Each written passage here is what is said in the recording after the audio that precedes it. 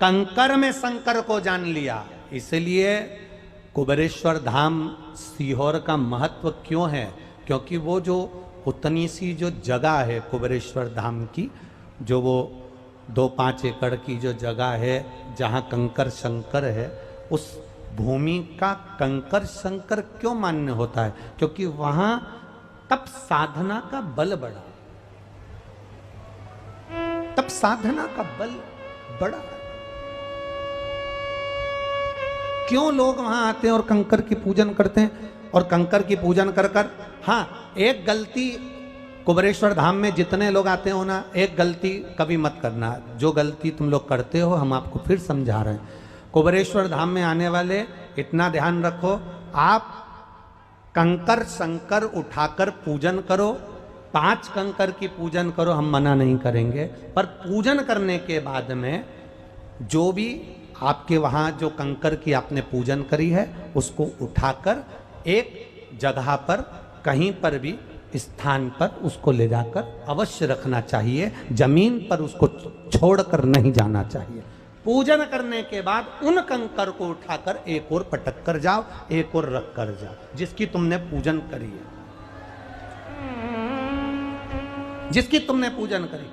अब लोग आते हैं कंकर शंकर की पूजन करने के लिए, तो वहाँ पूरे ग्राउंड में पूजन करते हैं और कंकर शंकर को वहीं रखकर चले जाते हैं। फिर कोई आता है तो उसका पाँव लगता है, जूता चप्पल लगता है, सब चीज़। तो उसको पूजन करने के बाद उसको उठाओ और एक जगह पर रख कर जाओ, एक जगह पर उसको, कहीं पर भी आप स्थान पर उसको रख कर जाओ।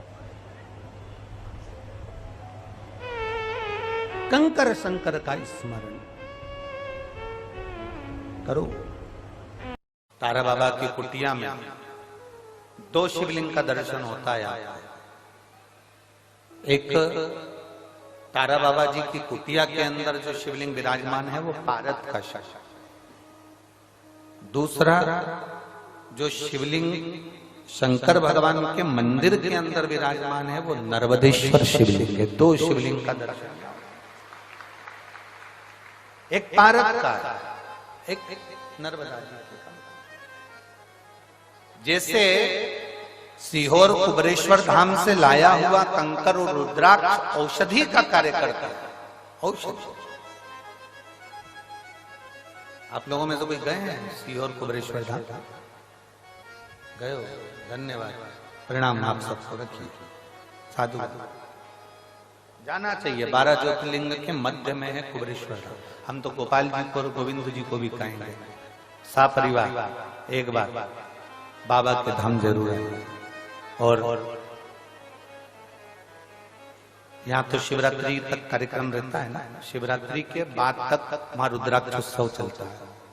7 मार्च से 13 मार्च तक चलेगा। उस बीच में वहां रुद्राक्ष महोत्सव, वहां का कंकर शंकर होता है। वहां का कंकर अगर आप लेकर आए हैं और उस कंकर को आप पूज रहे हैं तो उसमें शिव की आकृति का दर्शन होता है। एक दूसरा, वहां का जो रुद्राक्ष है उसको पानी में कैसे भी, कितने भी साल तक गलाते रहो, वो रुद्राक्ष में बदबू नहीं आती, सड़ता नहीं है और उसका पानी औषधि का कार्य करता है। इसमें भी कई पत्र से उसमें